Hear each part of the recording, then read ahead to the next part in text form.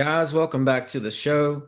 If you clicked on this, you already know that I have a good one planned for you because joining me today is the man that leads the way to the hero's journey. He is the author of the Epic of Esau, and he's the host of Prometheus Lens podcast. Doc Brown, how are you? Of Hey Tim, doing great, brother. Thank you for having me back, man. course, thanks for being Hey, where here. we're going today, we don't need roads. Love the outfit. I like the spirit. Doc Brown is in the house. I'll Yeah, I tell you figured I'd what. embrace it, man. Just embrace it. I will. I did. I did. As soon as you popped on here, I'm like, all right, here we go. Here we go. I didn't have my costume or my sunglasses handy, but we're gonna go with it. I gotta say, man, your show has been on fire lately. The Daniel Boone episode that you just dropped maybe a week ago is one of my favorites. Oh, thanks, Incredible. man.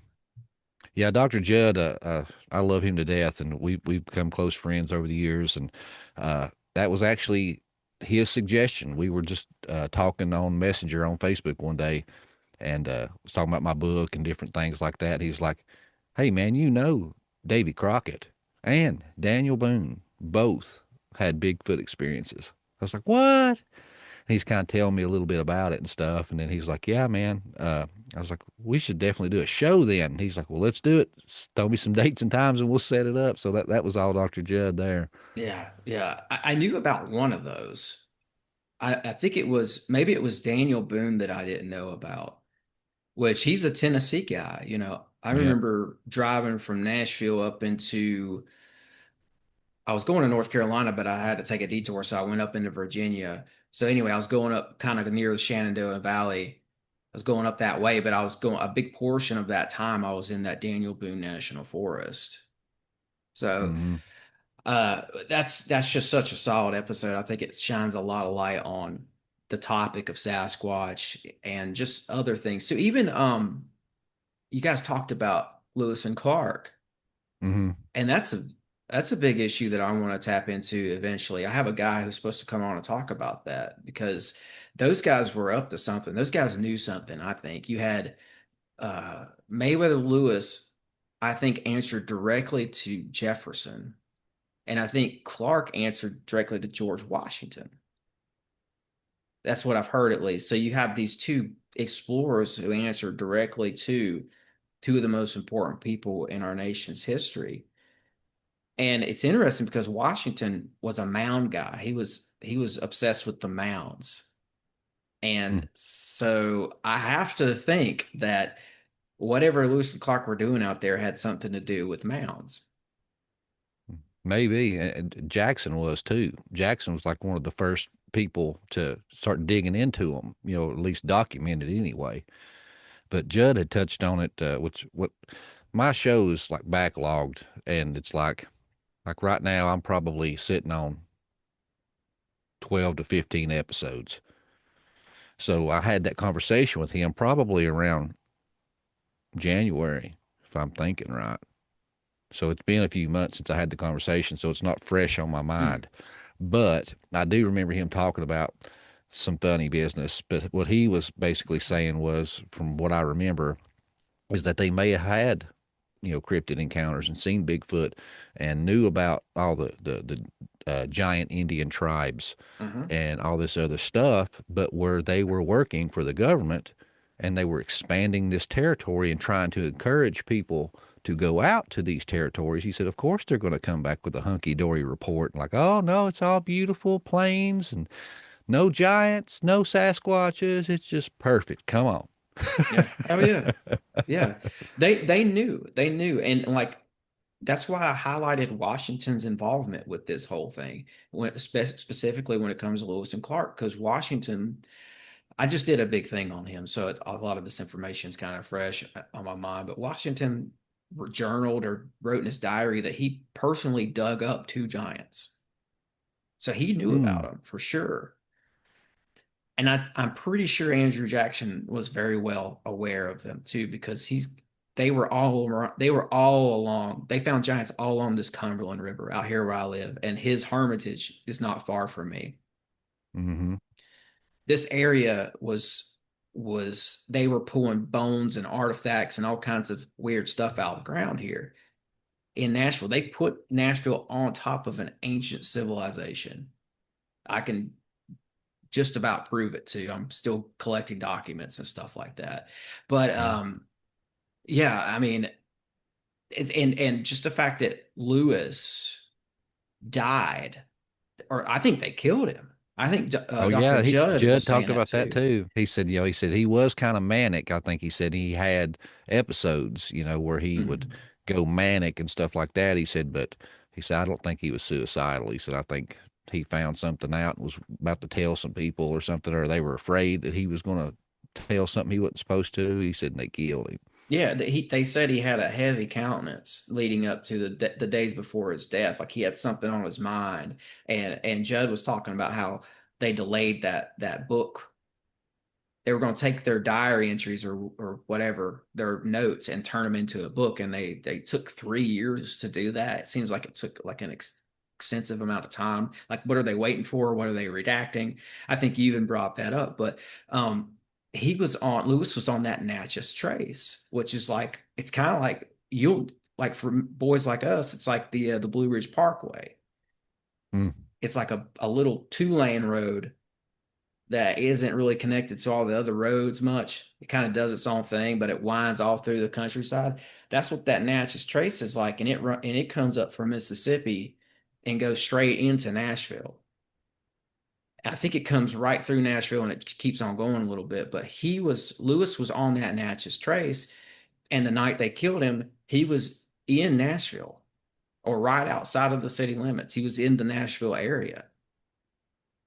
And I just think it's interesting that he died here because of all the history that's here to do with mounds, giants, and everything else.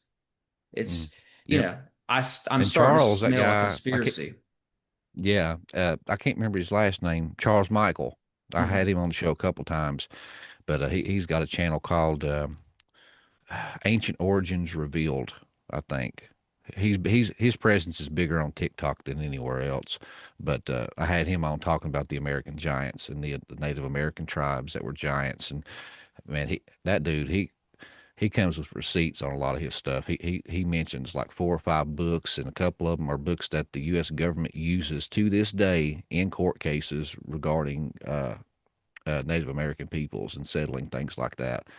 And all those books talk about giants and Mhm. this Native American tribe. And he kind of focused in on this one that was kind of in our area. He said it was close to the Mississippi.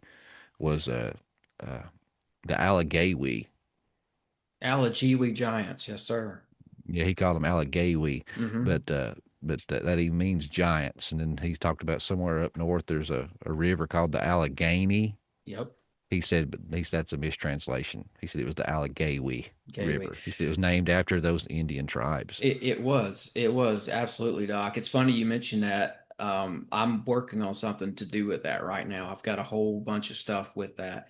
I've been calling them Alajiwi, but I might be mispronouncing it. So, but basically, it's that tribe. It's that Allegheny tribe that you're talking about. I found them in several records. There's an old Hmm. book of Indian records called the Wallam Olam. They're in that, and that's since kind of been discounted in recent times by recent archaeologists. It was accepted as true for hundreds of years, but for some reason, recently, in recent days, they've said, oh, that's not accurate. I think it's accurate. But in addition to that, while I'm Olam, regardless of what you think about it, I found other records that deal with this tribe of giants. And it's in the Cherokee's own records. The Cherokee, they come from Iroquois stock. So at some point, they came down from the north to the south. Um, and there's a record that they kept when they were up there that they tagged up with the Delaware Indians because the Delaware Indians were stuck in this ongoing war with giants. Hmm. And the They had Delaware to band just together to defeat them. exactly. The Delaware just couldn't seem to kill them all, so they had to band together, like you're saying, with the Cherokee, and so they kept a record of it. And right where those giants had set up shop is where that Allegheny River is today. And it says in the record it's at the top of the Ohio River, and where the Allegheny River meets. That's Pittsburgh. That's Pittsburgh. So I've been digging into that. And if you look at Pittsburgh, it's one of the best, most perfect, most defensible places to put a civilization in the East Coast because it's a peninsula. It's got a natural moat right there. You're surrounded on each side by mountains for lookout points. If there was an army coming to you, you know about it way ahead of Hmm. time.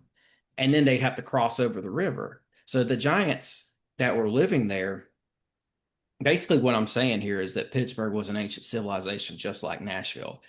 And I can pretty much prove that it was giants who settled it. I'm working on doing that with Nashville too. But yeah, it was those Allegheny giants who settled, had an ancient civilization where Pittsburgh is today. And I found records going back to George Washington.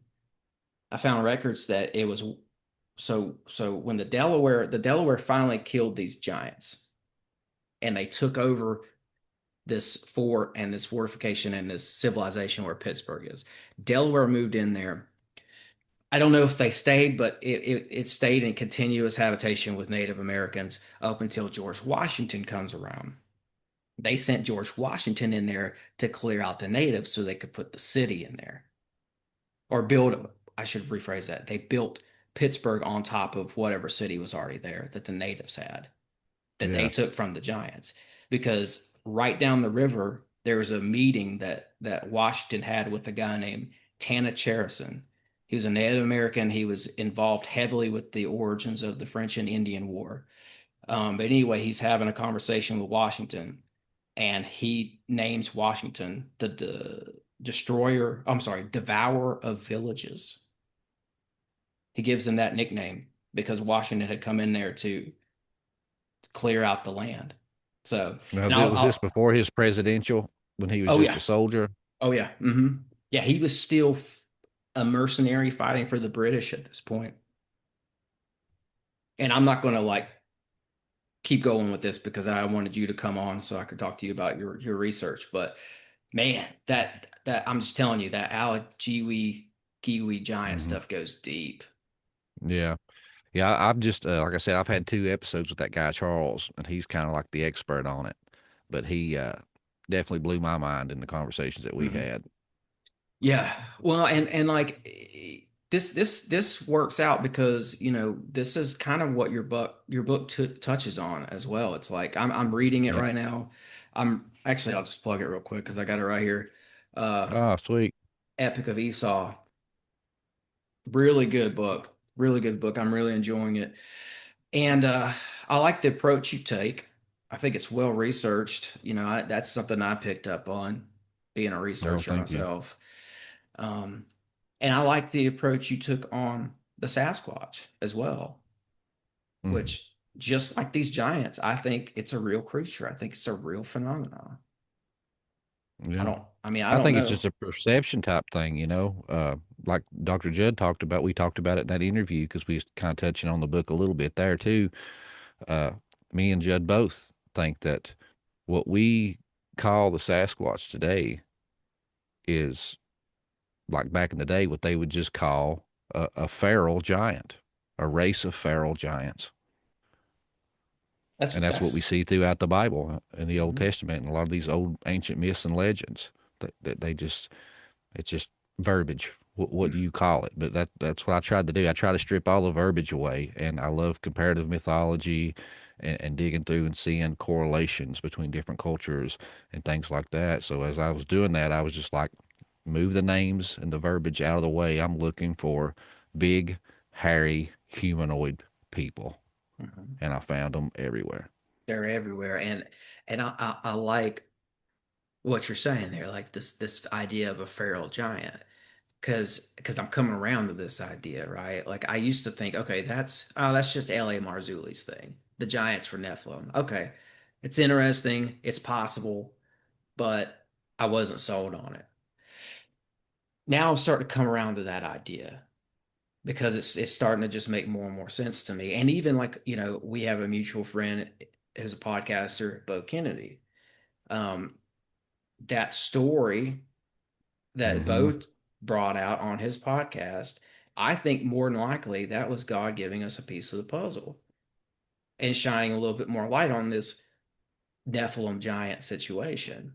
Because, what we got out of that, he had that lady on, she's having encounters, she's talking in this thing, and the word that comes out of that is Eliud, and that's a descendant of the Nephilim.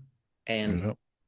here she is talking to something that looks like a Sasquatch saying it's an Yeah, and this Eliud. woman wasn't a Christian. This woman hadn't read the Bible. This woman hadn't read no ancient Sumerian text. She didn't even know what the hell Eliud was. She actually mispronounced the hell out of it. Mhm. I think she first said it was a El Dude or El Bood, and he just wrote it down and started reaching out to Gary Wayne. And Gary was like, "No, I've never heard of that." He's like, "But I've heard of a Eliud." And then he told him what it was, and then he reached out to that woman and said, "Hey, that name you said that hairy guy was it a Eliud?" He said immediately she like got excited. Her eyes got big. Yeah, that's it. That's it. I mispronounced it. Yeah, that's what he said. He was Eliud seeking redemption. He was like, oh shit. Yeah, that's a big one. That's a big Run. one. It's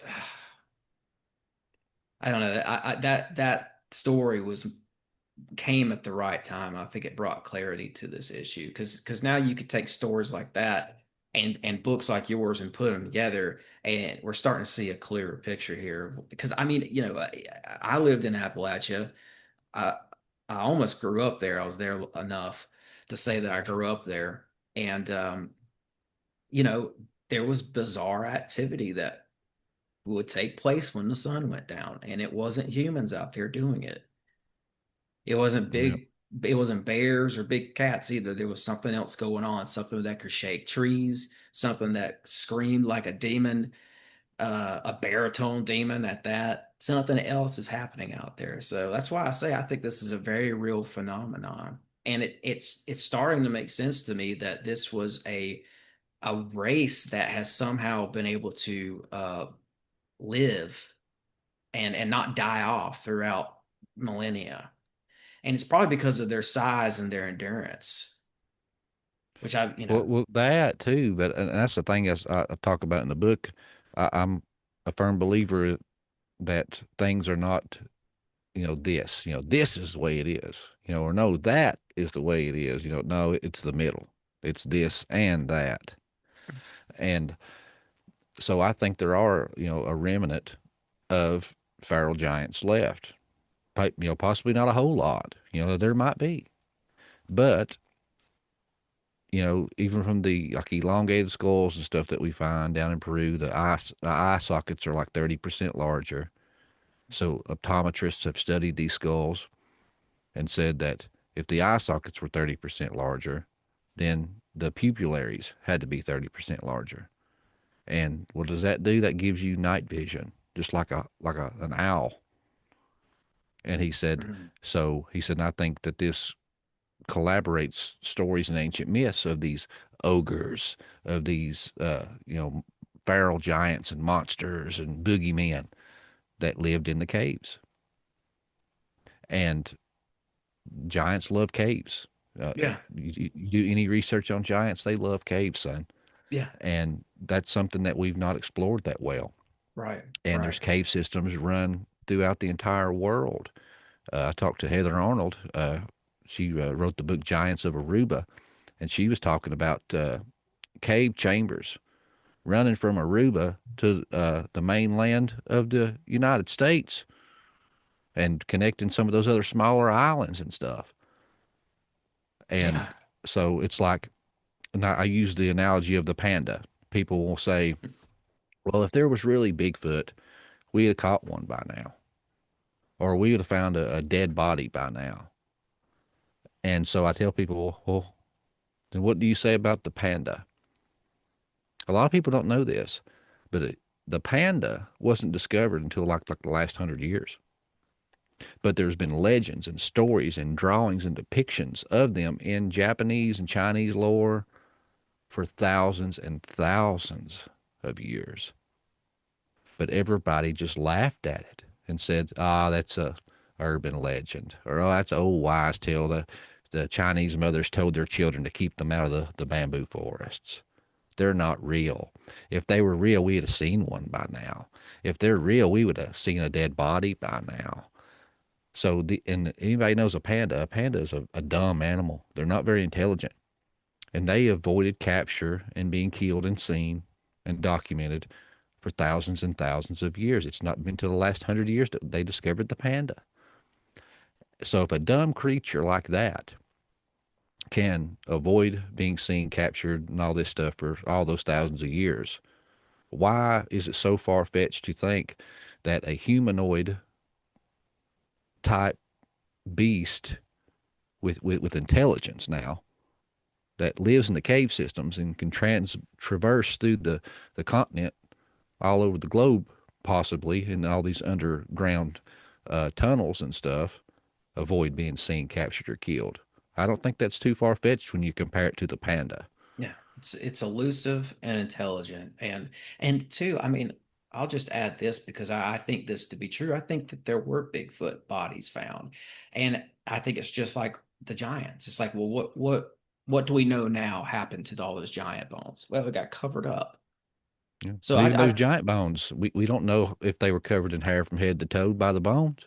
good point. They could have very well been feral giants, what we Yeah, would call a Bigfoot or Sasquatch today.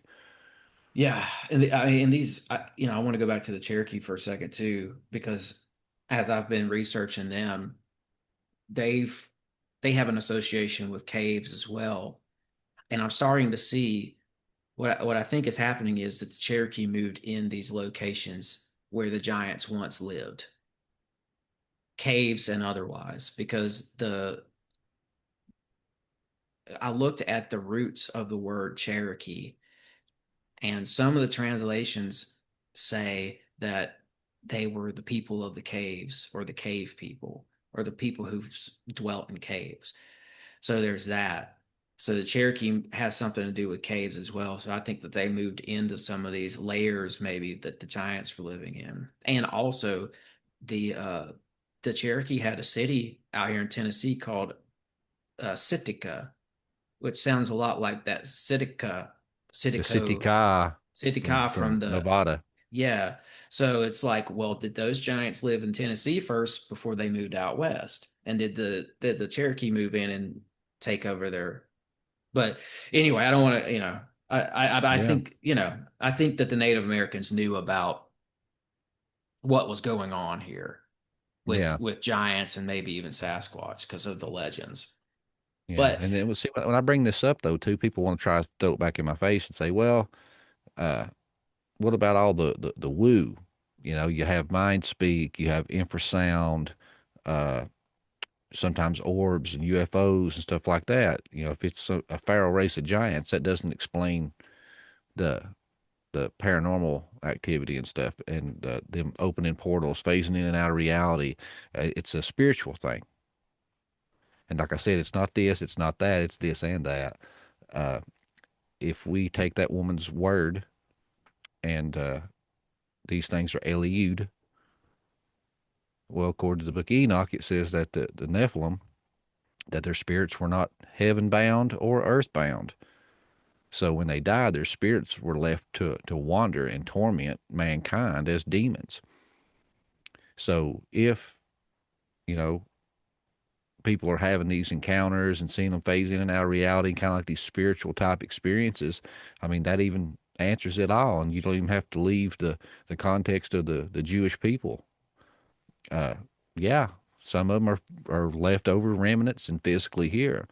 And then the ones I think that people have all these mind speak and infrasound and orbs and all this kind of crazy supernatural stuff associated with it. Yeah, that's still the same thing. It's just the spiritual entity that they're dealing with. Because I take the opinion, if I was a huge hairy feral giant in my former life and I commanded a lot of respect and admiration and fear, I want to appear in that form, yeah, yeah, yeah. a familiar form.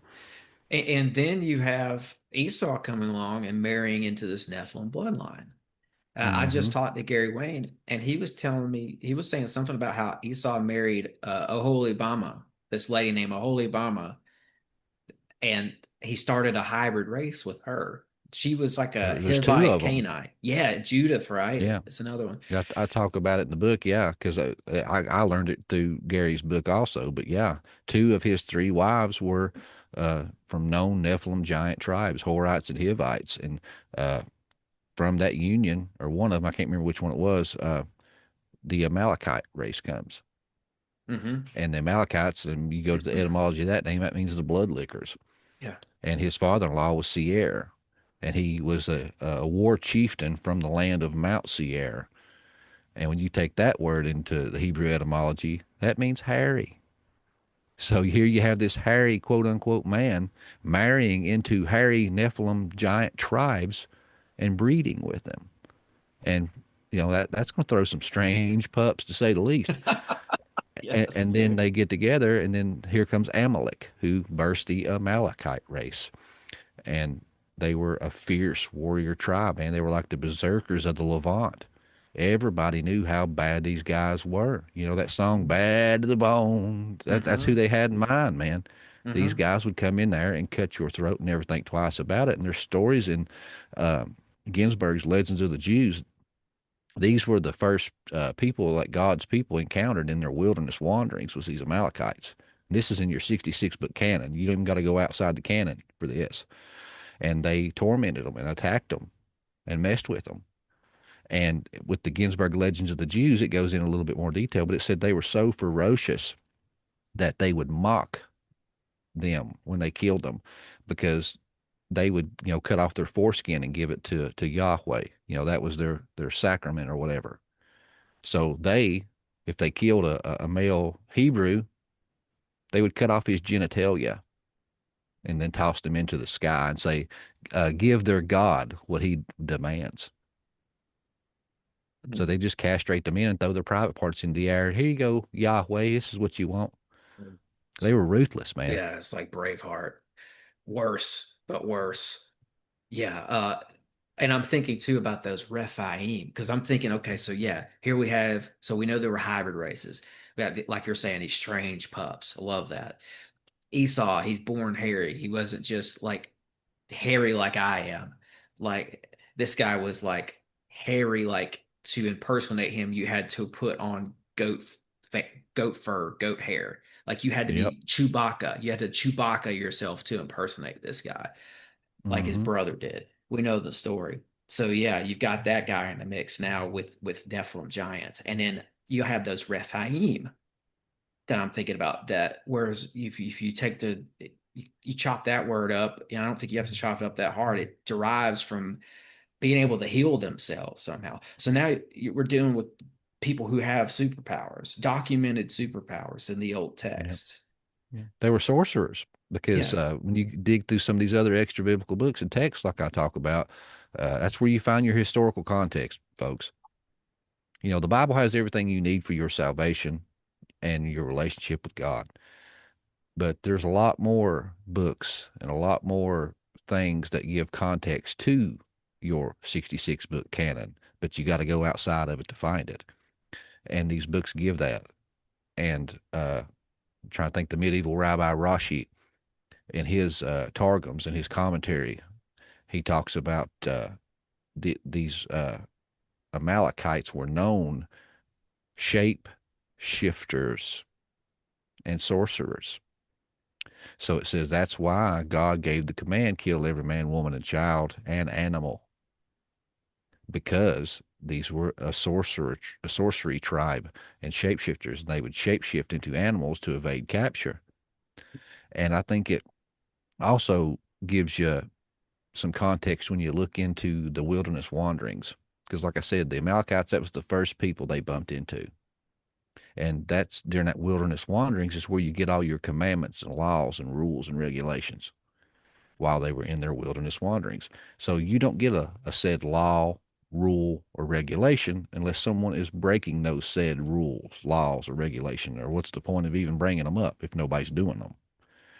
So I think if we look at those laws, rules, regulations, it shows what God's people were witnessing and trying to mimic.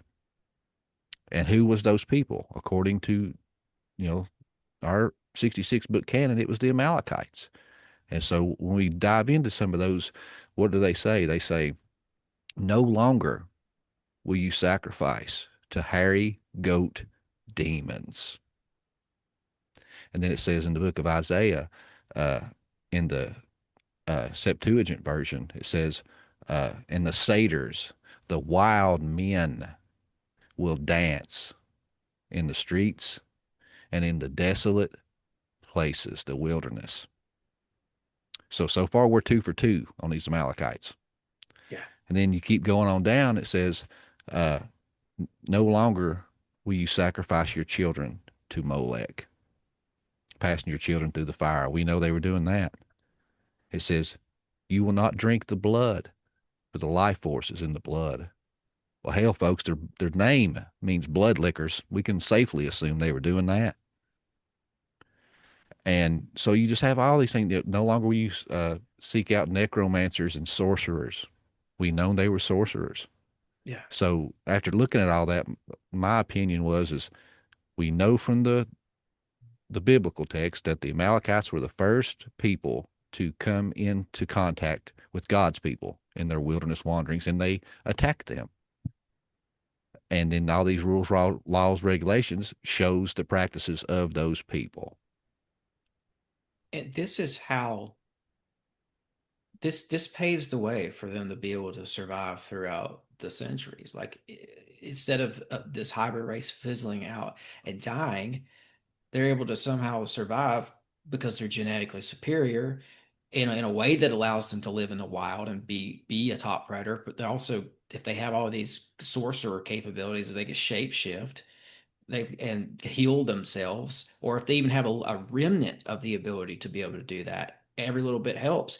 And if you're looking at something that was bred with giants to begin with, you're bigger, stronger, smarter than lions, tigers, bears, like many Sasquatch accounts suggest, you're able to survive out there. And you're elusive, so you keep to yourself. So it all just kind of ties up into a bow. Mm-hmm. Yep, I agree. For me, it And did. It just made sense. yeah, that's where I'm at with it. That's, I mean, if I change my mind in 6 months, Yeah. I'll tell people, but that's kind of where I'm at with it. Yeah. Uh, And here recently, I think you even have that same subset story, but told through different perspectives, if I'm using the right word. Uh, since writing the book, I have read The Dragon Legacy by Nicholas DeVere. Now, Nicholas DeVere is not a Christian, okay? But I'm that guy. I can sift through the dung to get a few gold nuggets because everybody's got them, I believe. And he talks about the dragon court. And I don't know this, I mean, I talked to Gary. I wanted to reach out to him and ask him if some of his references and stuff that he gets to in his book was pulled from this book because they are so similar. But this guy says that there was this ancient bloodline, and it was they referred to it as the dragon court, and that they believed that they were the serpent seed, and they were the ones given the divine right to rule. And like when you hear the ancient legends and fables of fairies and vampires and witches and all this kind of stuff, it's talking about family members of this dragon court. But it's that Hollywood has sensationalized them and made them very twisted in something they are not. So when we hear these terms, we associate to the Hollywood version, and then it's just so ridiculous. It's just like, oh, that's not believable. But what hmm he says is the fairies was the elven race, kind of like talked about in the Lord of the Rings, and it was the Celts and the Druids, and that they were sorcerers and stuff because it was in their blood. It wasn't the knowledge. And he argues, you can read all their texts and if they had them and all their spell books and mimic everything they do, you will not get the outcome that they did because you are not of the dragon court blood. Yeah. It's passed through the blood, this power. And so all these witches and warlocks, people trying to do all this spooky stuff, it's never going to work because they are not of the blood stock. And he talks about that in his book. And I've since reading that, I was like, that's what I'm saying, Yeah. but I'm just talking about it from a biblical lens, Yeah. and he's Oh trying to yeah. stay away from that. Yeah, absolutely. I'm with you. I think there might be two things going on here. I don't know if I'm gonna be able to articulate this right, but I think there were a mythological like dragon-like creatures, and I think that there were these, for lack of a better word, humanoid, serpentine, reptilian, dragon-like people or sorcerers, a group of dragon humanoid sorcerers who had this bloodline thing going on. Because even the Gnostic stock said that the Nakash were taller than a camel and glowing, and like they were created before people on day six, but they were these priestly, kingly beings, and they were very sorcerer like in their ways. And Gary, when I talked to him, he talked about this too. And I think what I gathered from that was that this was some sort of this was this dragon bloodline, and that they Yeah, may even had features of the dragon. yeah, quite possibly. And that's what he talked about in that book. He said that even the bloodletting and the blood drinking that you hear about, like in the legends, where a vampire Hmm. to turn you has to cut themselves and you drink their blood and take their blood into you, and it makes you a vampire. Well, once again, there's a hint of truth in that, but Hollywood has really sensationalized it because what made you a part of the family or the dragon court was the genome, the genetics, the blood. And the Bible keeps telling you, there's power in the blood. We are saved by the blood of Jesus Christ. But then there's an opposite side of that too. That's why, he keeps telling you don't drink the blood because this dragon court, this serpent seed, these Nephilim giants, whatever verbiage you want to put to it, because that's what they were doing. They were drinking the blood. And not only the blood of their enemies to take their power and their essence, but they were also doing bloodletting on themselves and keeping that blood regenerating and pure inside their lines. And they started inbreeding. That's why you get the royals inbreeding like they are, because they're trying to preserve that bloodline. Because when they start intermarrying and introducing other genetics, it weakens the blood pool. And what DeVere argues now is that the bloodlines have become so diluted that that's why the magic and power is gone today. He said because the blood has just been tainted so bad, there's no power in it anymore. He said there's a few maybe that A still has few. some. Hmm. He says, but they have interbred so much and kept it in the family, trying to keep that bloodline and that power pure.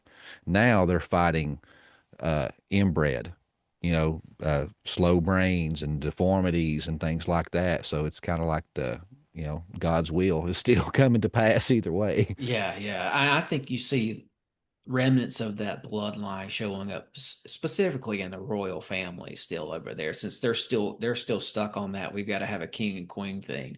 I think you still see it over there. And even if you look at what some of those royals have said in recent years, they're saying that their bloodline goes back to Vlad the Impaler, who Yep, I he was of think the Dragon Court. he He was. talks about Yeah. that in the book, and it goes to the Merovingians, to the Fisher Kings up in England.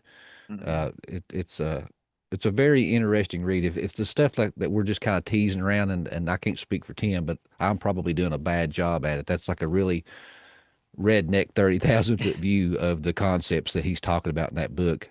Definitely check out that book, The Dragon Legacy by Nicholas DeVere.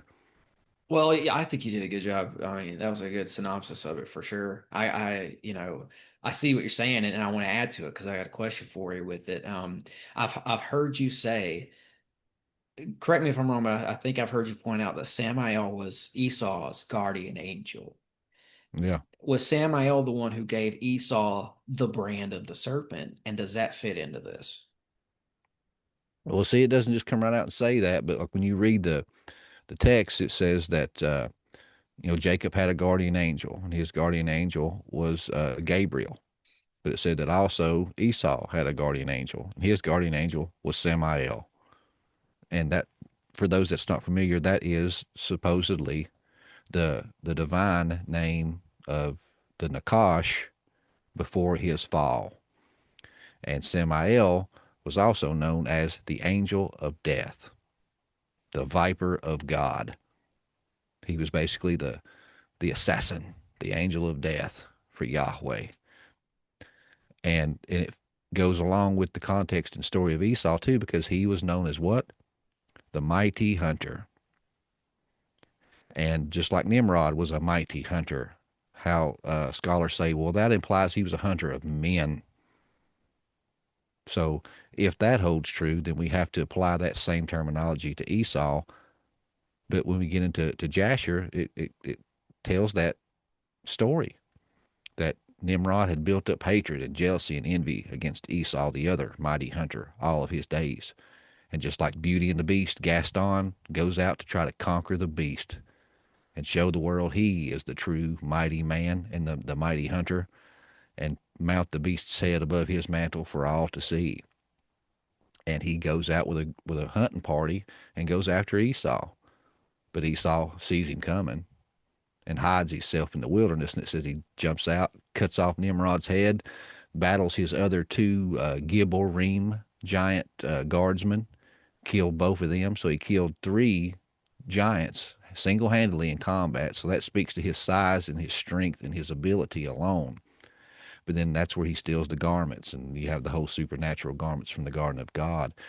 But uh, I'm trying to think. I think it was in the Legends of the Jews where it talks about that Samael was the guardian angel of Esau, and that at Esau's birth he had a serpent branding or a serpent mark on him. So they were pointing to him being, you know, a seed of the serpent. Yeah. And it makes sense to me. I mean, like I said, some people get so tore up over this, Tim, and I tell them,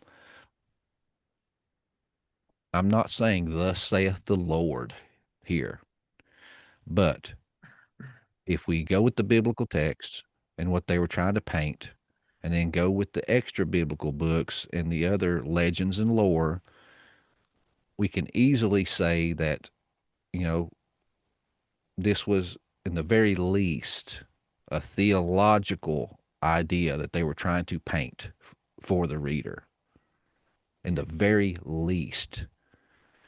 Because when you go into the whole serpent seed doctrine, you know, you have the Genesis 3:15, the falling of Adam and Eve, and you have that cursing, I will put enmity between her seed and thy seed. Well, quit tap dancing and trying to bend your theology, and just let the text say what it says. She's going to have a seed, and he is going to have a seed. And what does it say? They're going to be at enmity with one another. One would bruise one's head, and the other would bruise one's heel. And then we just skip just a few chapters from that same event, and what do we have? We have the birth of Esau. And what happens there? Because in genealogies, you just say, this one begot this one. He begot this many children and was X amount of days before he went to be buried with his loved ones. You know, this one had this one. This one begot that. Begot. But when you get to there, it stops and it gives you all kinds of extra details for a reason. And it says, the first one come out red. Well, no, me back up. Verse 24, Genesis 25:24. She's pregnant and she's having lots of pain and discomfort.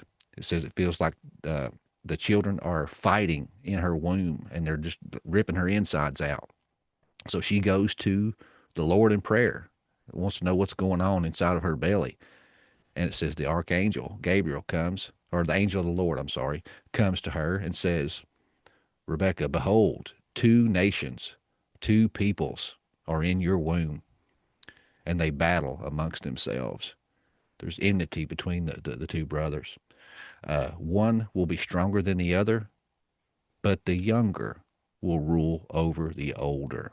And that's completely backwards from the Jewish context and culture. The eldest got the birthright, the eldest ruled the family, and the younger served the older. So that was already a huge red flag to the reader. And they just read that story in Genesis 3:15. and the prophecy of the serpent's seed being at enmity with the woman's seed. And then, boom, very next verse, we have the birth. The first one come out red, covered in hair from head to toe, like a hairy cloak, coming out looking like a hairy fertility god, Sasquatch. And his foot has to literally push on Jacob's head, bruising the head, exiting the womb. And then it says Jacob comes out second, but he's still holding and clutching the heel, bruising the heel of Esau. Folks, you're not going to get a clear Polaroid picture of Genesis 3:15 than that right there. And it's just a few chapters away from the event. You cannot tell me. I mean, people want to argue with me all day long. You're in denial, and that's more than a river in Egypt, folks.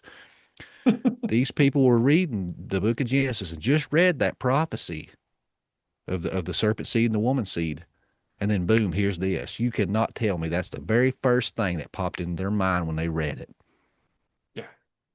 And I'm reading through this. I'm reading through Genesis 25, 22 through whatever 26, I think, as Doc is quoting it, and he's spot on. He's spot on, folks. This is what it says. He didn't add anything, and it mirrors Genesis 3:15. Yes, It's as if, I don't know, it's as if they were meant to complement each other. that's what they were pointing to. Yeah. And I think that's why when we look at the book of Jasher and the Ginsburg legends of the Jews and all these other writings from these ancient people, that's why they said Samael was his guardian angel. That's why they said he come out with a serpent's brand. That's why they said when he threatened to kill his brother that he would not kill him with sword nor bow, but he would bite his neck and drain him of his blood until he was dead. That's why these people were saying these things, Hmm. because that was their understanding of the event. That Hmm. Esau was a serpent seed, and the description of his birth matched 315 to the T. Like I said, we can argue all day long if it was physically real or historically true or not, but we cannot deny that this was the belief of the people of that time, and it's reinforced in their writings. They say that these angels, these guardian angels, are present during the childbirth. Do you think that Samael was maybe present for that childbirth and orchestrating or making sure Yeah. which one came out when Yeah, I they did? theorize in the book that's why that is a Polaroid picture of Genesis 3:15, but it's flipped on its head because we know that Jacob was the chosen seed. The angel of the Lord said, and I think that God knew what Satan was going to do. He was going to flip him in the womb Mm. where his seed came out first and got the birthright. And so, like God, the master of 4D chess, 5D chess, sends down the angel of the Lord to talk to Rebecca and say, "Hey, I know it's customary for the oldest to rule the family and get the birthright, but I'm here to let you know that in this case, no, no, no. The younger is going to get the birthright. The younger is going to rule over the older. And Rebecca, make sure you do everything in your power to make sure that happens, because they knew that Esau was of the serpent seed and that the Nakash had reached in that womb and stacked the deck to where his seed come out first and would get the birthright. And God countermoved. Yeah. Samael's one that, I've got my eye on. I want to do more research into it. And I'm not necessarily going to open up this can of worms right here, right now, but I'm going to peek in there and I'm going to allude to it. And what I'm talking about is Satan, the broad term, Satan, the devil. Job title. Yeah, right, right. But who is it? And is is there some did we have we gotten it wrong? Is Lucifer the devil and Satan not all the same guy? And listen, I'm people out there listening, I'm not saying that there's not a potent evil force that we deal with as Christians and just about everybody else on this planet too. There's an opposite evil force to the light.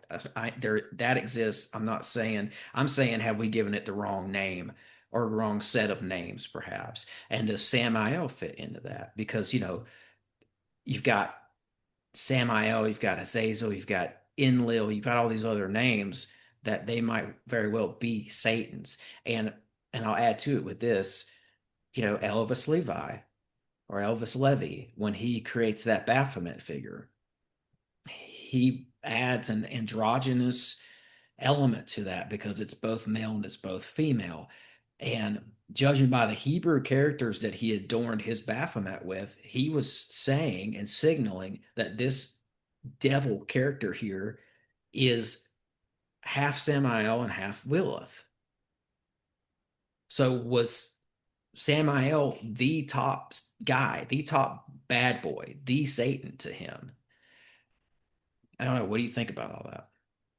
Yeah, it's a possibility, and the the Hasatan, it's a job title because the Ha is the in Hebrew, and Satan is adversary, so the adversary. So that's not a proper name. You wouldn't call me the Justin, but if I am a podcaster, you would say Justin the podcaster. That makes more sense. So it's kind of like a job title. So anybody that or any spiritual entity or something like that that is opposing to God's will and plan is an adversary, is a Hasatan. So if you were in the ancient Jewish context here, if you were a prophet and you were standing out on the street trying to give, prophecy to the people of a certain town to, like Nineveh, turn away before, you're stoned to death by stones of fire, and then I'm standing in front of you and I'm just screaming to the top of my lungs, I don't pay no attention to this guy. He don't know what he's talking about. And I get people throwing lettuce at you and tomatoes and nobody's listening to you because what I'm doing and saying, I've become a Hasatan because I am now an adversary and standing in the way and trying to oppose the will of God. And so it's very possible that there's many divine rebels, angelic beings that rebelled and try to oppose God's will, and they would be labeled as a Ha-Satan, an adversary of God. Yeah, Derek Gilbert, he does a good job diving into Azazel like uh, Semyaza. and Semyaza and all that, and how he uh, talks about the they could possibly be the same entity. Yeah. Hmm. And some people even think I just talked to a guy. The episode just released last week. Uh, Doug Elwell. He even theorizes that it's the same entity, kind of like what you were saying. Now that I think about it, with the Baphomet, he said in that episode that it was his belief that those two entities were one. It was just different names or aspects of that entity, like a male and female Hmm. aspect of the deity. Well, we know they were both locked up, according to the Book of Enoch, after the Genesis 6 event. And it says Semyaza was locked up by the Archangel Michael, and Azazel was locked up by Raphael in the desert. I've always thought it was two, but I'm open minded. I'm open minded. It could be the same, like you're saying, it might be the power source might be one entity, but it's split off into two variations of itself or something. That's the Yeah. thing. Like when we get into these kind of intricacies, even that the androgynous element to this, it goes deep. You have to be strapped in. You have to be prepared to go deep with stuff that you find in scripture and the extra biblical texts. We don't have it all figured out yet. The No, guy and behind the thing is, you got to podium keep doesn't it have it. open. Yeah, yeah. You got to keep that mind open. And to me, the more stuff I find out, and the more stuff that I quote unquote learn and know, the more I realize what I don't know. You know what I'm saying? I do, yeah. And I think many of these serpent references are connected to actual dragons. So there's I mean, so for instance, I'm in Isaiah right now, and I'm coming across all these dragon references.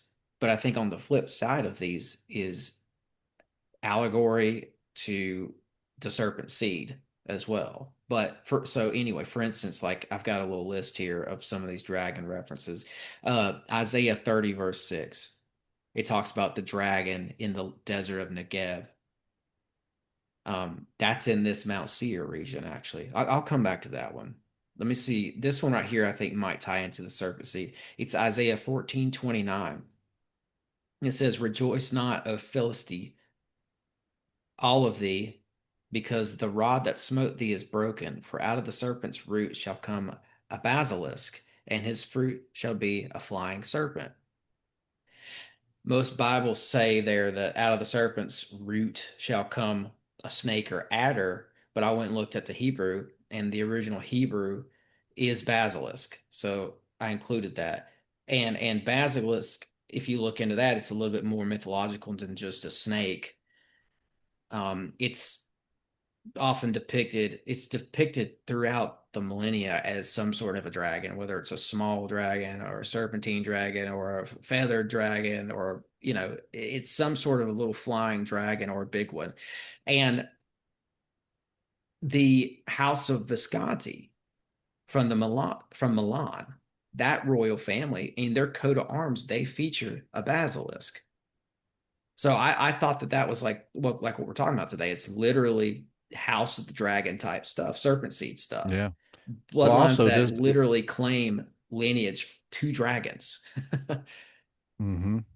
Is that the same chapter where it compares Satan in the garden as a tree? Isaiah 14? I'll look and see. Maybe. I think it was, or it's close to it, because I use that too when I talk about the serpent seed. People want to push back on me, and they're like, Satan was not allegorically a tree. I'm like, well, what about, that verse in Isaiah? It's talking to Satan, and it says, You are the most beautiful tree in Eden, and your branches extended into heaven and was more lofty than any other trees in Eden. And they looked upon you with jealousy for your beauty, and all this stuff. I'm like, that can, clearly allegorically identifies and compares Satan to a tree. Well, it does seem to mention him in here. I don't, of course, I don't have time to read this whole Isaiah 14, so it might be in there. But what did jump out to me is that it says, How you are fallen from heaven, O day Oh, star, Lucifer. O, Yeah. yep, son of dawn. How you are cut down to the ground, you who laid the nations low. You said in your heart, I will ascend to heaven. I will raise my throne above the stars of God. I will sit on the mount of assembly in the heights of Zaphon. And it just keeps kind of going on. But then it goes Yeah. on to say, You're brought down to Sheol, to the depths of the pit. Yeah. It might be Isaiah 13 or something, but I know it's right there in Isaiah Hmm. somewhere because all that stuff is talking about Satan and his fall and all that. And I use that to show people when they try to push back on the tree allegory. I'm like, well, it's been done once before, so why wouldn't it be done again? Well, it keeps saying that they're going to cut him down. That's very Well, yeah, tree-like. But yeah, yeah, I mean, I'm sure it's in there. And I mean, I just kept finding all these. I found a poem about this Serbian guy wrote this poem chronicling the Battle of Kosovo. Uh, and in one part of the poem, the Serbian army is praised for killing Amarat and his son, and that they were spawns of viper and adder, and that they were basilisk. But yeah, basilisk is basically a flying dragon. In English mythology, it's a dragon as well. It's all it's all across the mythologies. Uh, and but Isaiah 27, it seems to describe a city that's being attacked by a dragon from the north. Um, it says, On that day, the Lord with his sword will punish Leviathan. He will kill the dragon that is in the sea. And the Hebrew for that is, he will attend to, visit, or appoint the crooked serpent. So you get some more context there. It's like, yeah. it's not just Revelation a. calls him an ancient twisting serpent too, so that kind of correlates to the verse you just read. Mm-hmm, mm-hmm. And I just think it's interesting that the more mainstream version here says he's going to kill the dragon in the sea, but the Hebrew is talking about how he's going to attend to visit or point the crooked serpent, there's like almost like there's a prophetic nature to it. Like it's a Mm-hmm. destiny. It's like a meeting that's like carved into destiny that he's going to Yep. go and defeat this dragon. And going back to that Nicholas DeVere, he talks about the Dragon Court and all that, that a large portion of them migrated north into the Caucasus Mountains region. And there's where you get a lot of your fairy and Dragon Court lore. And there's where you get um, Medea and all her sorcery and witchcraft, because she was in that Dragon Court. She was a sorceress. And that Black Sea area, you have just the Denisovians and the fair skinned, blonde haired, blue eyed race people and all their witchcraft and sorcery. They would raid and go south and uh, rape and plunder and pillage these towns, even with their pharmakia, that they would shoot these poison darts at people to where they were like basically paralyzed or petrified. All their senses were about them. They could see, smell, taste, feel everything, but they were like paralyzed for a few hours. And that the women, if it was a man they done it to, the women, these warrior princesses that rode these horses, they would rape the men and then kill them and fillet them alive, and they felt every bit of it and couldn't move. And the same thing on the reverse side of the women. And so when you get into the Bible where it keeps talking about Gog and Magog and all the adversaries, are always coming from the north. I think it's calling back to these dragon court serpent seed uh, people that were from the north, the Caucasus Mountain region, and moving south and raiding and expanding territory and migrating. Yeah, the dragon thing just keeps going back further and further. I mean, it's this primordial concept. I mean, even in the sense that I think the dragons were involved in like the cosmic rebellion that took place before humanity.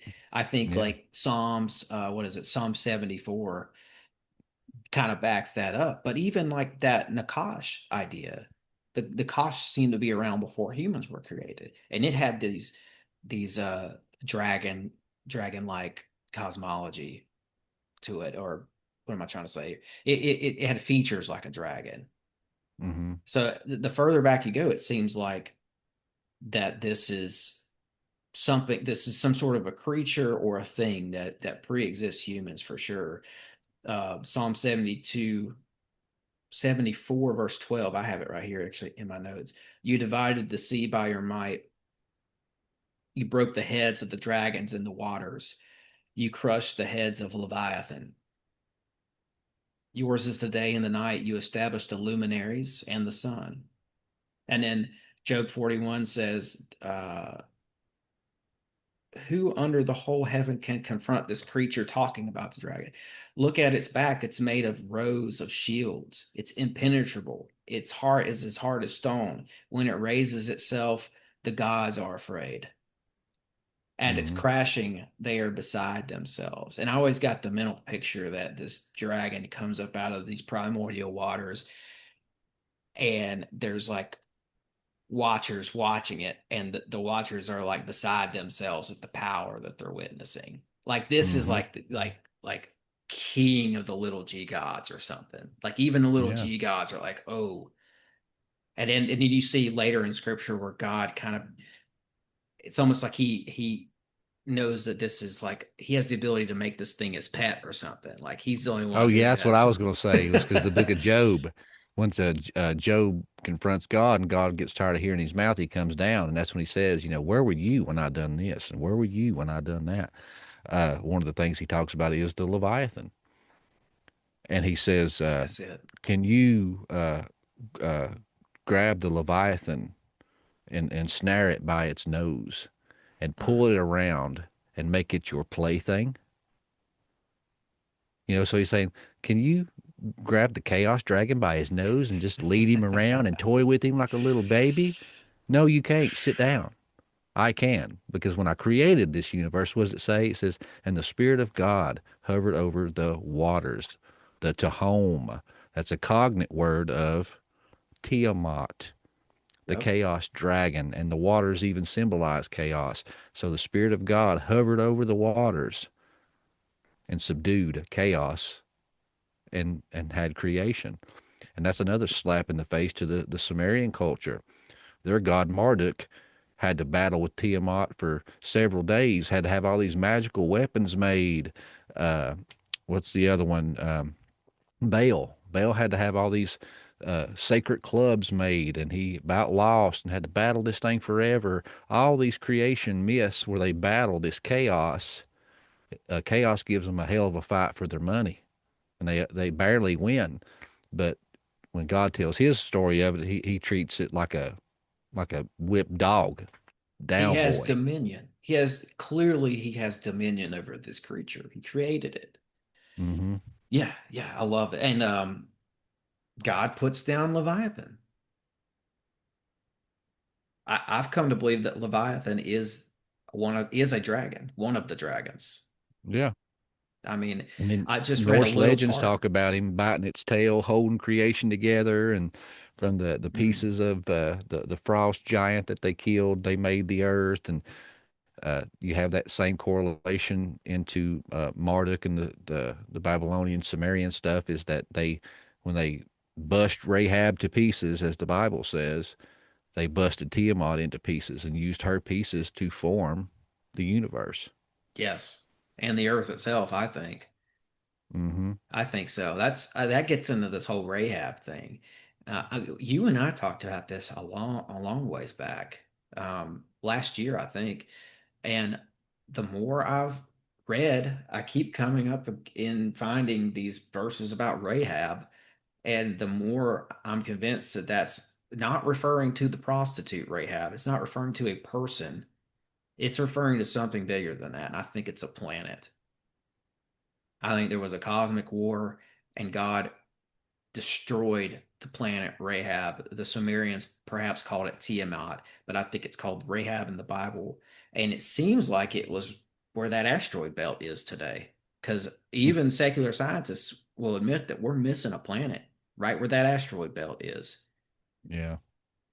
That Doug Elwell guy that I was Hmm. talking about, a few months ago, I did an episode with him on a book he wrote called Planet X, and he dove into that, and he brought up some stuff I'd never heard before. Uh, and even in the episode, I was kind of hung up on it, and he talked about that he think Rahab was a planet, and that at creation he smashed it and used the pieces of it to make Earth. That Earth is a big chunk off of Rahab, and then the asteroid belt is the remnants or the tail of the dragon that's left, and that he said that he theorizes that that asteroid belt is the what the Bible refers to as the firmament, Hmm. separating the waters from the waters. Because he says, rakia means to beat out. He said, and that just what that asteroid belt looks like to me. He said it's a planet beaten out into pieces and encompassing uh, around. And I was reading one of the old legends, one of the old texts, and I got the impression that Tiamat or Rahab was like a water planet, and that its head deity or its chief demon or chief deity that was over the planet or in control of the planet was also called Tiamat, and that she created dragons, or the dragons were already there. I wasn't quite sure which, but there was in the waters of this planet, it was infested with these dragons, and Tiamat would go into the dragons and like possess them so she could kill her bad kids. She could kill off the kids that she didn't want, her own children. But she used the dragons as a vector for that. I just Mm. thought, I mean, Yeah, that blew my mind. yeah. I've took the 30,000 foot uh deep dive, I guess, on that stuff. I've heard other people talk about it and listened in and stuff. I've heard Doug talk about it. But that's really and our little light discussions on it. That's really the only exposure I got to it. I think I said it last time that we talked, but I still not read it yet, man. I got so many books. My buying ability supersedes my reading speed. But I got David Flynn's what was it, something of Sidonia, and then Yes. his other one. Mars, the Red Planet. It was like a two books that he wrote, but they compiled it into one really thick book. Hmm. And I know he really focuses in on the stuff that you're talking about there, but I've not read it yet. I need to. Yeah, the Cydonia stuff seems to fit into this as well because it indicates that there was a group of people that maybe they weren't people, but they were something that predate humanity that lived on Mars. And that's what that Cydonia region is. It's still there to today. That there's a pyramid or a sphinx looking thing up there. These ancient humanoids or whatever they were built this, and perhaps it was abandoned during this cosmic war. But like one side of Mars is heavily it's not destroyed, but it's scarred up pretty bad because it's like one side of Mars got hit by a shotgun. It's as if a planet beside Mars blew up and On that affected side of it that blew one up. Yeah. side. Yeah. And so it kind of does point to this. A lot of the Mars stuff points to this as well. And then there's like Mars is the red planet, and then there's an Edom means red. So Yeah. there's interesting correlations with Edom here as well, which reminds me of something. I got to hit you with this, talking about dragons. Um, the other verse I said I was going to come back to, Isaiah 30, verse 6, talks about the land of Negeb, where there are flying serpents and lions, and it's a land of distress. I looked it up. It's still there. The land of Negeb is still there. It's a desert. It's right outside of Petra. Only there aren't flying dragons there today, presumably, but it's still there. So what I'm getting at is, what if Esau lived amongst these dragons when he went to live at Seir? Because when he went to Seir in the Bible, Petra's right there. It's in Petra's in the Edomite territory. It's in the area he settled. And in that area is this desert, this land of Negeb. So I was like, oh, Mm. I gotta hit Doc with this. Esau may have lived side by side with dragons. Yeah. It could have been the real version of Game of Thrones and Yeah, exactly. what's her name? Something Stormborn. Hmm. Oh, yeah. So the Hebrew for Isaiah 30, verse 6 actually says it calls it a fiery flying serpent. Thought that was Yeah. interesting. Yeah. When you the God's people when they're going through the wilderness and they uh, have those encounters with some English texts say uh, uh, the fiery serpents. Hmm. They were bit by fiery serpents. Uh, in the Hebrew is basically they're describing seraphim, burning, fiery, flying angels or angelic beings. Wow. So you could either say, well, did these angelic beings resemble a serpent? And that's why, you know, all this serpent imagery kind of comes around. Or was it just a mistranslation and it's just, the fiery ones talking about they were just glowing, looked like they were on fire. But the only problem with that interpretation, in my opinion, is when Moses prays to God to remove this, conflict from them and to heal the people, he says to take one of these fiery serpents and place it on a rod and make a golden one and place it on the rod. And for the people uh, that are afflicted with the poison, the venomous poison, to look to the serpent. And those who believe would be healed. And a lot of people take the viewpoint that this was like a foreshadowing of Christ, that Christ was hoisted up on a pole, and all who look to him and believe are saved. But It's like yeah, you the have those fiery serpents and all those stories too. Yeah, it's like the caduceus, right? Mm-hmm. If you think about the snake that was held up for the children of Israel to gaze upon, they put a snake on a cross or a rod, and Mm-hmm. they were to look at that, and there was something magical that happened there. Just gazing at this thing was able to like heal them or something. I'm a little rusty on the details, but it reminds me of a caduceus that we use now, or that the medical industry uses now. But it also reminds me of Jesus on the Christ, or Christ on the Mm. cross, I mean. Yeah. Yeah. Yeah. And it could be just a complete, you know, what do you call it? Like foreshadowing inversion, Mm. because how, like you said, the Caduceus staff and, uh, what was that guy's name? Starts with an A. They deified him and he was a healer. And it was all about snakes. And Mm. he had that serpent staff too. Um, Shoot, it slipped my mind now. But how people look to this man and these serpents for healing.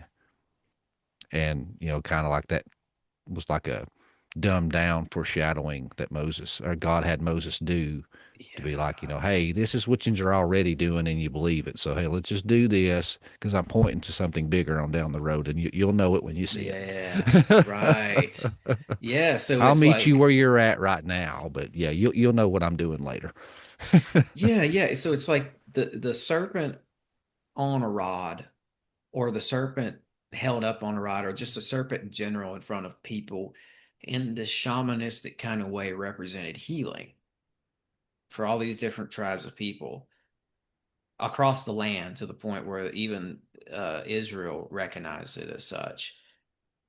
And then, but later, what you see is instead of the snake being on a rod in front of a crowd of people, you see Jesus nailed to a rod in front of a group of people. It's almost as if he's claiming power over the occult version of healing. You Mm, saying that you don't need that anymore. yeah.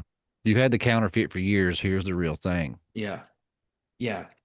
That's Even what that. Paul talks about. I think Paul, when he was saying, we traded the truth for a lie. We worship the created things instead of the creator. And I think that's kind of what it goes along with. Do I think, Himalayan salt crystals can heal sinuses and stuff? Oh, yeah. Do I think certain plants and stuff out there uh, heal you and bring, comfort and all this kind of stuff and or home remedies? Yeah, of course I do. But God created those things as tools for us to use. But mankind, we always get stuff backward. We confuse stuff. So we put the power in the plant or the rock.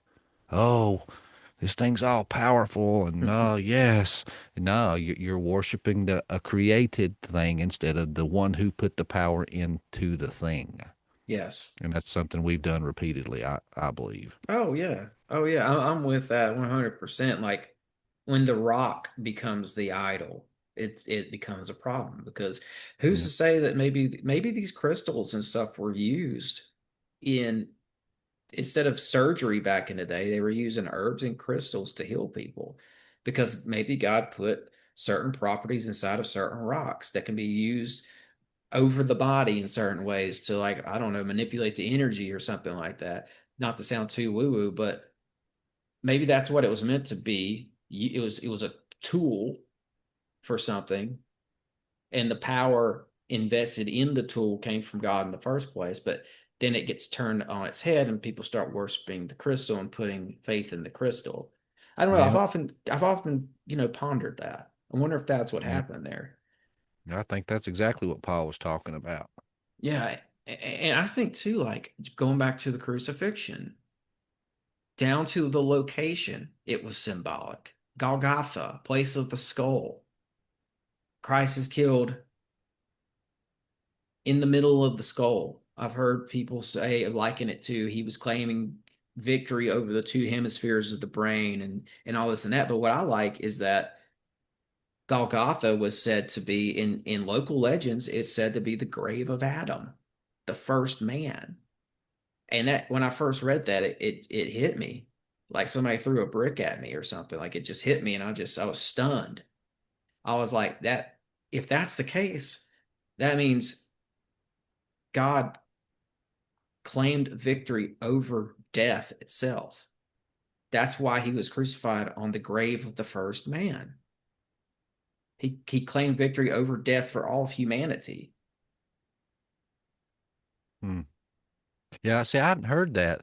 I've heard people say that uh, Golgotha was Mount Moriah, I think it was Doug Van Dorn. I had him on one time, and he was talking about that. And that's the first time I'd heard that too. And he was saying, yeah, according to the legends and stuff, uh, uh, Mount Moriah, Mount Zion, uh, Golgotha, they're all the same.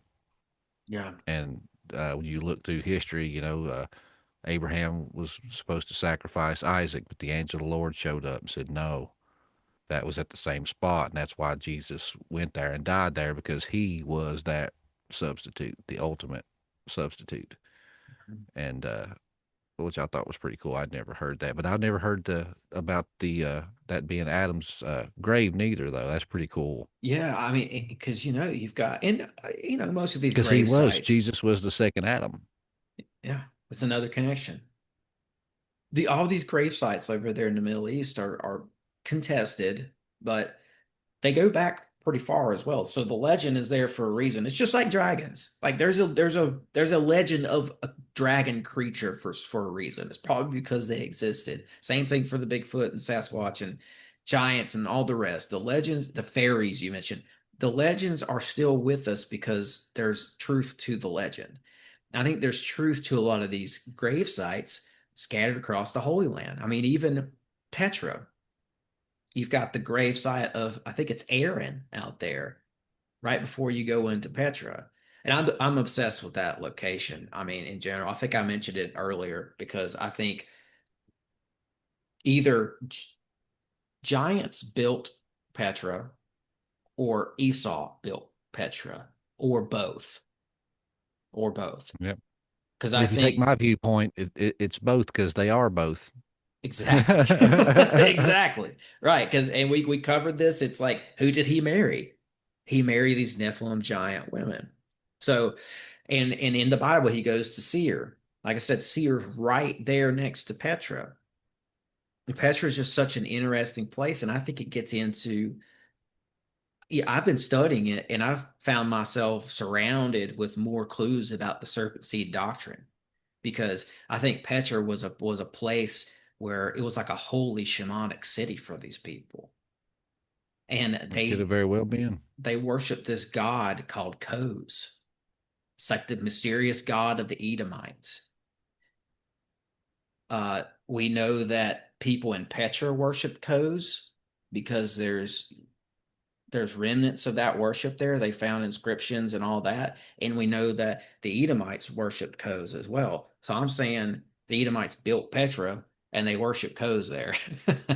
But Kos is super mysterious. It's I was about to ask, is he a solar deity?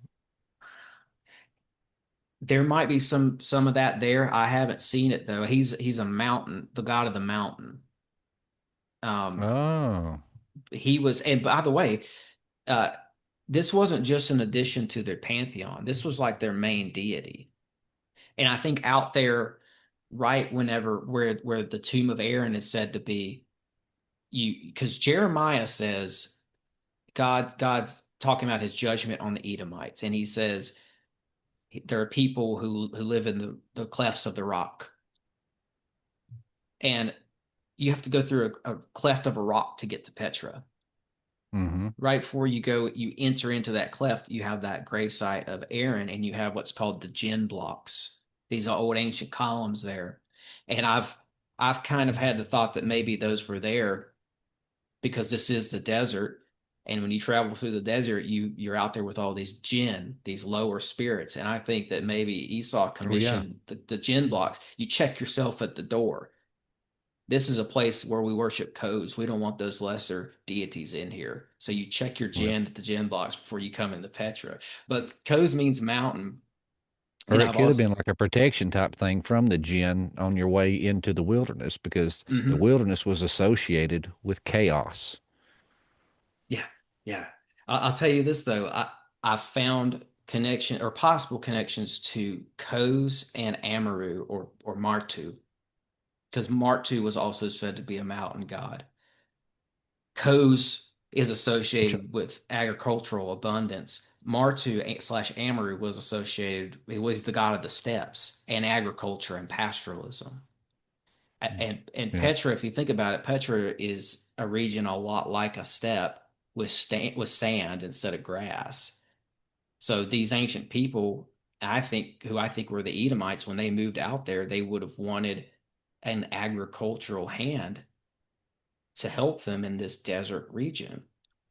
Yeah, it goes back to Esau too. I talk about it in the book. I think it's funny that he comes out, covered in hair from head to toe, looking like a fertility god, like Sam Quain or Faunus or Sylvanus or Pan. There's hundreds and thousands of them, but Hmm.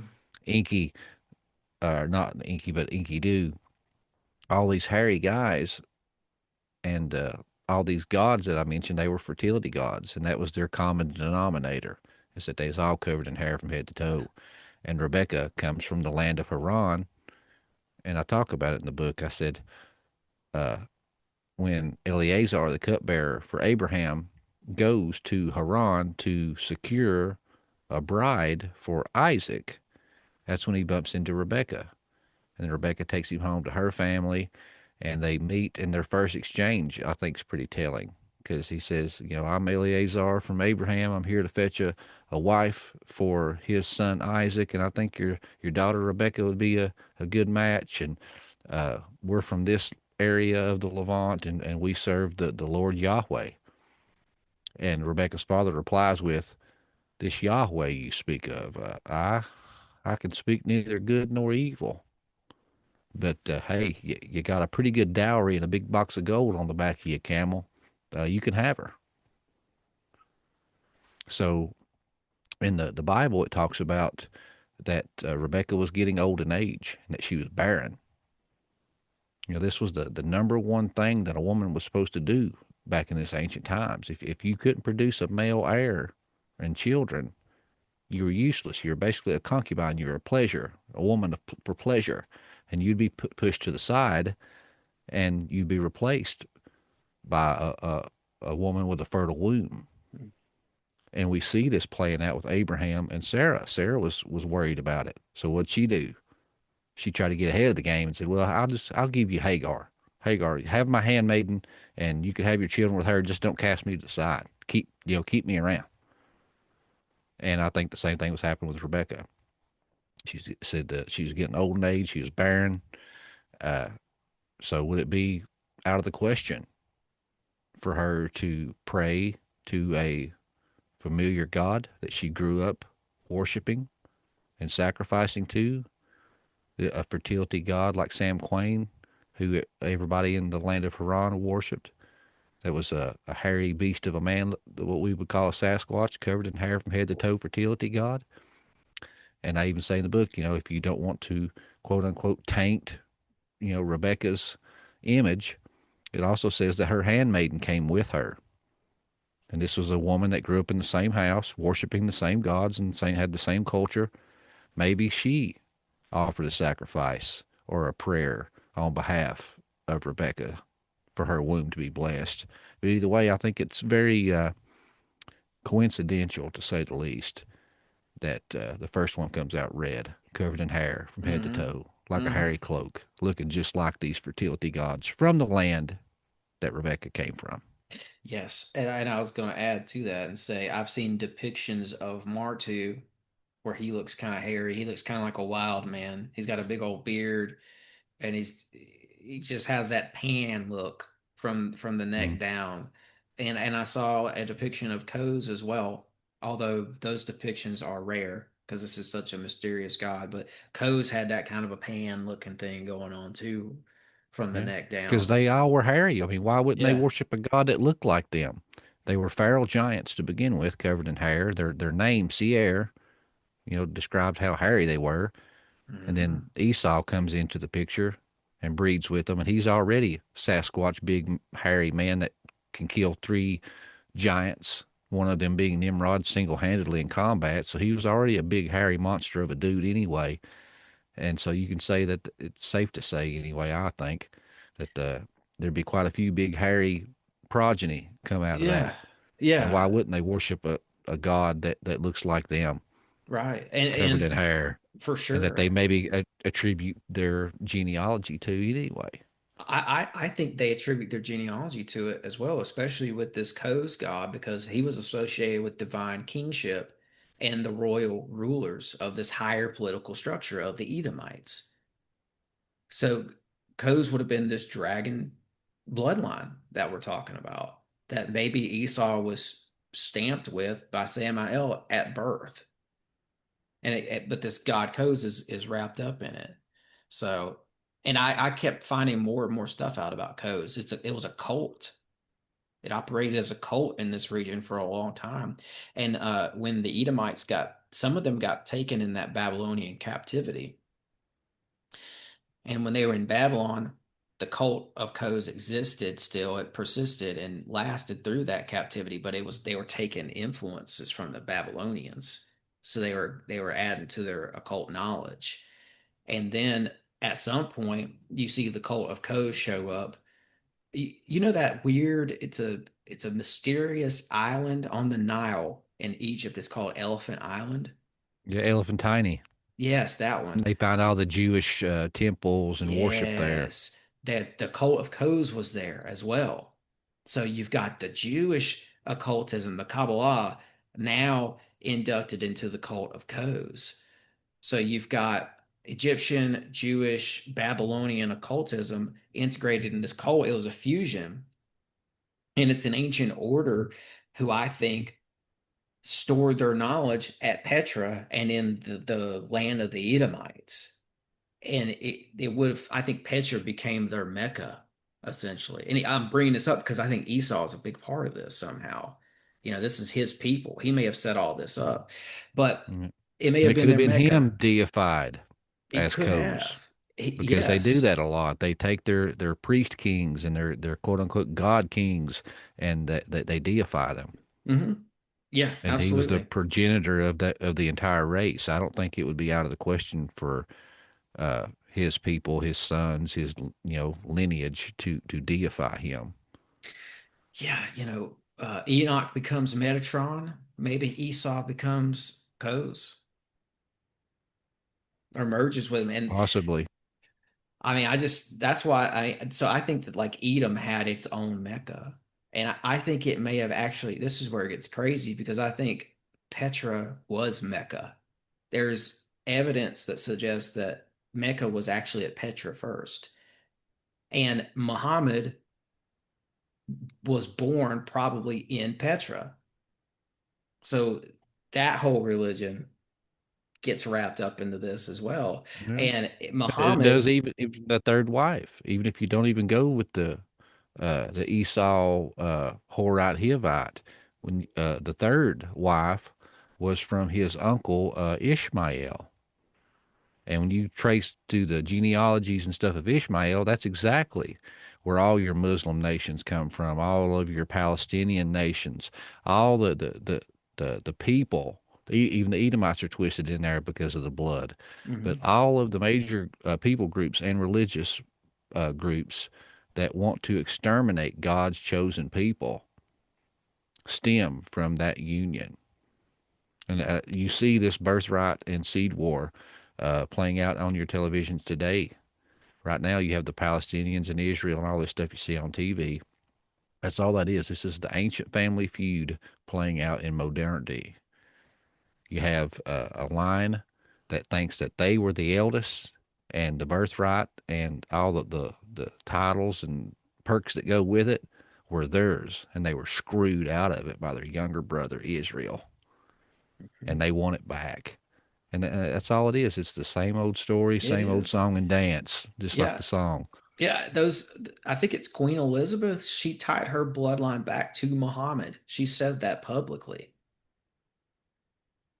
So, and Muhammad goes back to maybe Ishmael or Ishmael is Esau's brother, right? It's his uncle. His uncle. Because Okay. that's the thing. You have the same little meta narratives happening repeatedly over and over and over again. And this is something that I find just fascinating. And I try to point out to people because it changed how I looked at my Bible. I'm not saying that these stories and stuff are not historically true. I'm not saying that.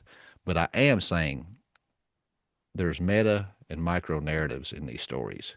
The stories within the stories that tell the bigger, overarching 30,000 foot view. And with that, that doesn't make the story itself not real. It just adds another layer to it. And you have repeatedly the battle of the twins, the battle of the brothers. And the common theme throughout Scripture, time and time again, is God chooses the younger brother. So let's back up to the garden. We have creation. What does it say? It says, in the beginning, the Elohim. That word can be singular, but it can also be plural, talking about the divine council. The Elohim created the heavens and the earth. And he says, let us make man in our image. So a lot of people want to say, oh, well, that's the Trinity. The ancient people didn't have a Trinity viewpoint. It says repeatedly in the Torah, their viewpoint was God is one. God is one. So I take the viewpoint that this is the divine council. And I mentioned it earlier about the Leviathan, but in the book of Job, when he finally comes at Job, says, where were you when I done this, done that? He says, and where were you when I hung the stars? You know, when Mhm. the morning stars, the sons of God, the B'nai Ha Elohim, sang for joy at the sight of creation.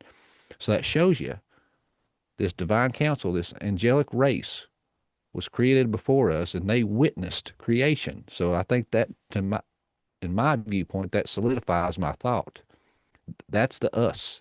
That's the our in that conversation. So if that's the case, this angelic race is our elder brother. We are the younger brother, but God chooses the younger brother. And it's a family feud, man. And all your parables mirror this story. When you go to the parable of the prodigal son, what happens? The youngest wants his birthright now, and he squanders his inheritance. And then he feels bad, comes back home. The father welcomes him back with open arms, put a signet ring of authority and a cloak of authority back on him, throws a huge banquet and party and celebration that his son had returned. What happens? The eldest son is pissed. He said, Father, I've been here the entire time. I've never left you. I've always done what you've asked me to do. I've never disappointed you and sullied our family name. And here my younger brother rolls in the pig excrement, demands all of his inheritance, squanders it away, and then you welcome him back with open arms and throw a huge banquet and party for him. Where the hell's my party? You've never done this for me, and I've never left you. That's the bigger story of us and the angelic race, our elder brothers. Let You me have ask it you. again, Cain and Abel, Esau and Jacob, over and over again. You have this same Yes. narrative. It's telling the same story, guys. What about this? Does this fit in? And I think it does, but I'm just going to try to lay it out here. The angelic race, they predate us. They existed before we were created. They were here when we were created.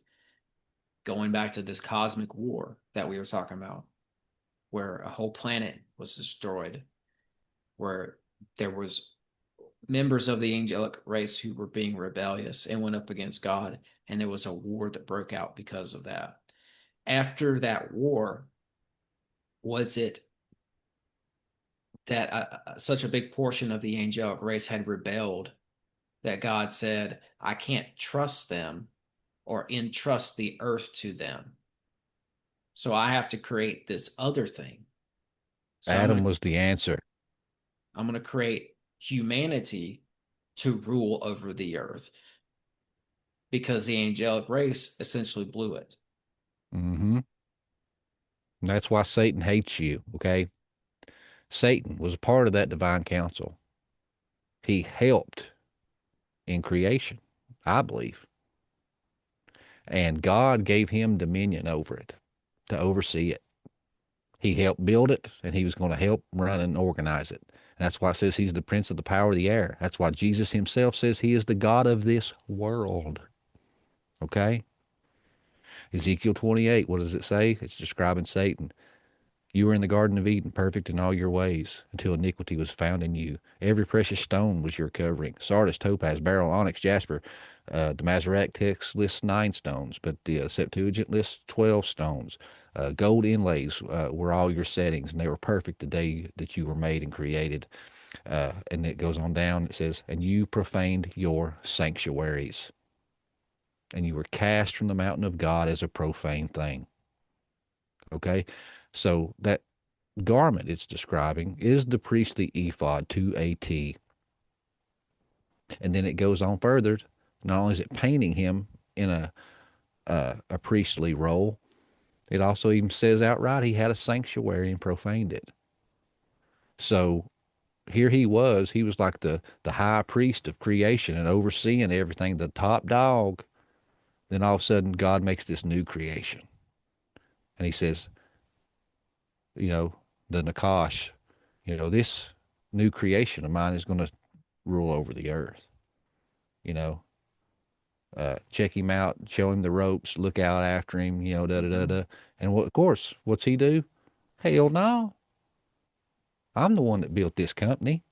I'm the one that turned it into a 6-figure company and run it and everything's, this is all my work. I'll be damned if this little snot nosed newborn baby in the family is going to get everything that I've worked my butt off for. Hell no. Hell no. You know what I'm saying? So that's how that all got started, I think. Yeah. And then when it Uh, said he tricked, his younger sibling and tried to get him, cast out and destroyed, but it backfired. mhm. God chooses the younger brother, the one that screwed up, and he took the position of Satan and bestowed it upon Adam. Now Adam was the first king and priest of all creation, Yeah. and that alone would explain why Satan hates you. And back to this cosmic war, I haven't really hashed this out a whole lot yet, but I'm seeing a pattern here. I'm seeing that a lot of these ancient serpent seed religions, a lot of times they have a stone from outer space, an asteroid that they worship. You have it with Mecca. You go to Mecca and there's a black stone inside that little box thing. It's a little room that they circle around, and they go in that room, and there's a black asteroid in there. It's said to be an asteroid if you go way back and look in the text. They touch the asteroid, and I just did a show with Heidi about this location in Spain, in the Pyrenees Mountains, in a place called Girona, where they have a asteroid out there that the local legend is that Lucifer, or a being of light, came to Earth inside of this thing like it was some sort of a sci-fi capsule from a spaceship. And you can go there and you can get healings from the stone. It's a magical asteroid. And there's others. If you look at what's his name, Codemus, who founded the Greek city of Thebes, he was guided and instructed by these little entities that came to Earth on an asteroid.